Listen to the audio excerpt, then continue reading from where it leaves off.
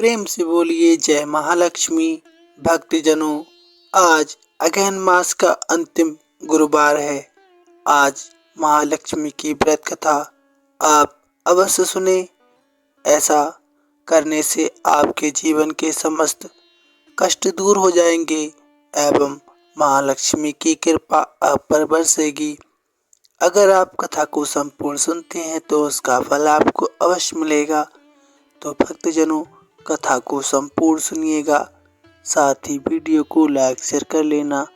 आप चैनल भी सब्सक्राइब कर लेना, आपका बहुत धन्यवाद होगा। आइए भक्तों, शुरू करते हैं लेकर महालक्ष्मी का नाम। भारतवर्ष के सौराष्ट्र देश में द्वापर युग की ये कहानी हुई है। सौराष्ट्र में उस समय भद्रशर्वा नाम के राजा थे। वे बड़े पराक्रमी राजा थे। 4 वेद, 6 शास्त्र, 18 पुराणों का उन्हें ज्ञान था। उनकी रानी का नाम सूरज चंद्रिका था।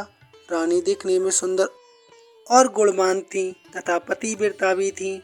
उन दोनों को 7 पुत्र तथा उसके बाद एक कन्या का वरदान मिला। कन्या का नाम सांबाला था। एक बार माँ लक्ष्मी जी के मन में आया कि जाकर उस राजा के राजप्रसाद में रहें। इससे राजा को दुगनी धन दौलत की प्राप्ति होगी और वह इस धन दौलत से अपनी प्रजा को और सुख दे पाएगा। गरीब के घर अगर रहे और उसे धन दौलत इत्यादि अगर दें तो वह स्वार्थी की तरह केवल अपने ऊपर ही खर्च करेगा। ये सोचकर श्री महालक्ष्मी जी ने बूढ़ी ब्राह्मण स्त्री का रूप धारण किया। हाथ में लाठी लिए लाठी के सहारे रानी के द्वार तक पहुंची। यद्यपि उन्होंने बूढ़ी औरत का रूप धारण किया था, पर उनके चेहरे पर देवी का तेज था। उन्हें देखते ही एक दासी सामने आई। उसने बुढ़िया माई से उसका नाम पूछा। धाम, काम, धर्म इत्यादि पूछ डाला। वृद्ध ब्राह्मणी का रूप धारित माता लक्ष्मी ने कहा, बाल के मेरा नाम कमला है। मेरे पति का नाम भुवनेश है। हम द्वारका में रहते हैं। तुम्हारी रानी पिछले जन्म में एक वैश्य की पत्नी थी। वह वैश्य गरीब था। दरिद्रता के कारण हर रोज घर में झगड़े होते थे तथा उसका पति रोज उसे मारता था। इन बातों से तंग आकर वह घर छोड़कर चली गई तथा जंगल में खाली पेट भटकने लगी। उसकी इस दुर्दशा पर मुझे दया आई। तब मैंने उसे सुख संपत्ति देने वाली श्री महालक्ष्मी की कथा सुनाई। मेरे कहने पर उसने श्री महालक्ष्मी का व्रत किया। श्री महालक्ष्मी प्रसन्न हुई। उसकी गरीबी दूर हुई। उसका घर संसार दौलत संपत्ति से भर गया। बाद में पति पत्नी दोनों परलोक सिधारे।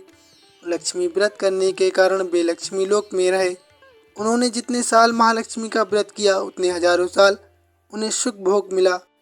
इस जन्म में उसका जन्म राजघराने में हुआ है, परंतु वह श्री महालक्ष्मी का व्रत करना भूल गई है।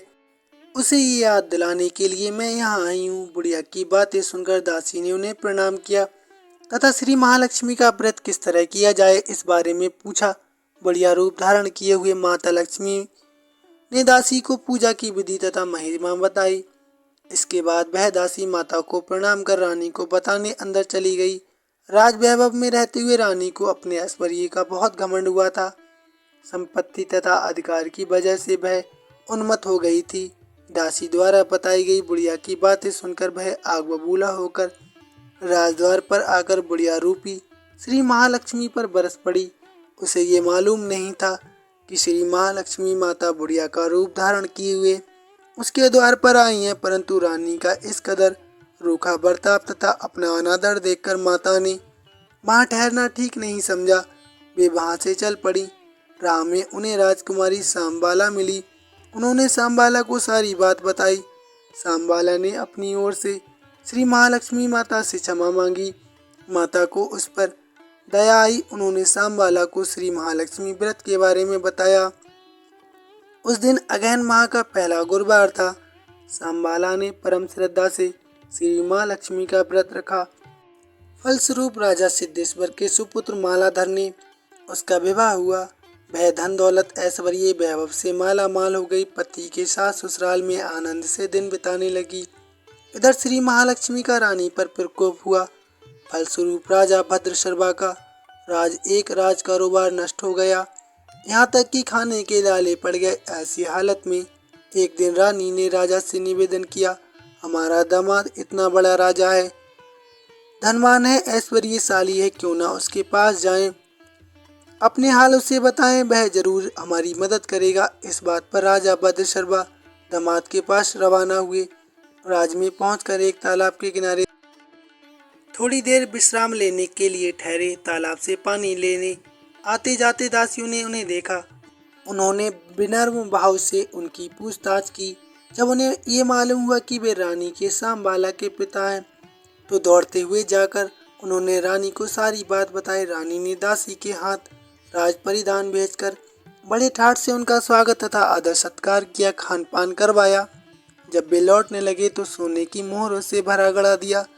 राजा भद्रशर्मा जब वापस लौटे तो उन्हें देखकर रानी सूरज चंद्र का खुश हुई। उन्होंने सोने की मोहरों से भरे घड़े का मुंह खोल दिया, पर आए भगवान, घड़े में धन के बदले कोयले मिले। ये सब श्री महालक्ष्मी के प्रकोप से हुआ। इस प्रकार दुर्दशा में और कई दिन बीत गए।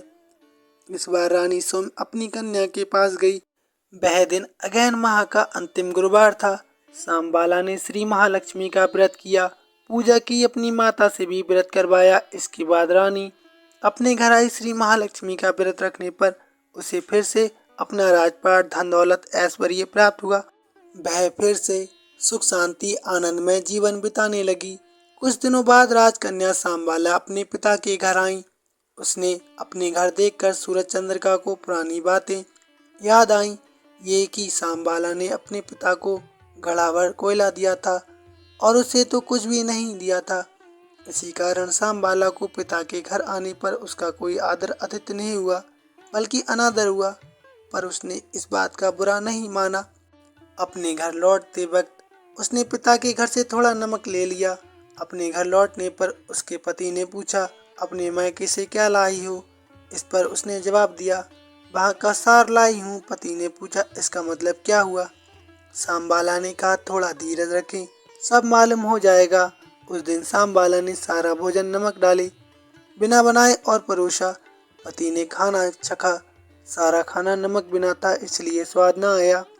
फिर सांबाला ने थाली में नमक डाला, इससे सारा भोजन स्वादिष्ट लगने लगा।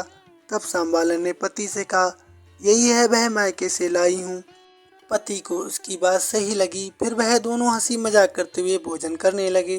कहा गया है कि इस तरह जो कोई श्रद्धा भाव से श्री महालक्ष्मी की पूजा करता है, उसे माता की कृपा प्राप्त होती है, सुख संपत्ति शांति प्राप्ति होती है, सभी मनोकामनाएं पूरी तरह पूर्ण होती हैं।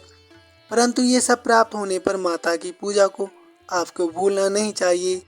हर गुरुवार को पाठ अवश्य करना चाहिए। इस तरह श्री महालक्ष्मी की महिमा भक्तों की मनोकामना को पूरी करती है। इस प्रकार श्री अगहन बृहस्पति व्रत कथा या श्री महालक्ष्मी की गुरुवार की कथा संपूर्ण होती है। भक्तजनों, तो प्रेम से बोलिए एवं दोनों हाथ ऊपर करके जयकारा लगाइए। जय माता लक्ष्मी।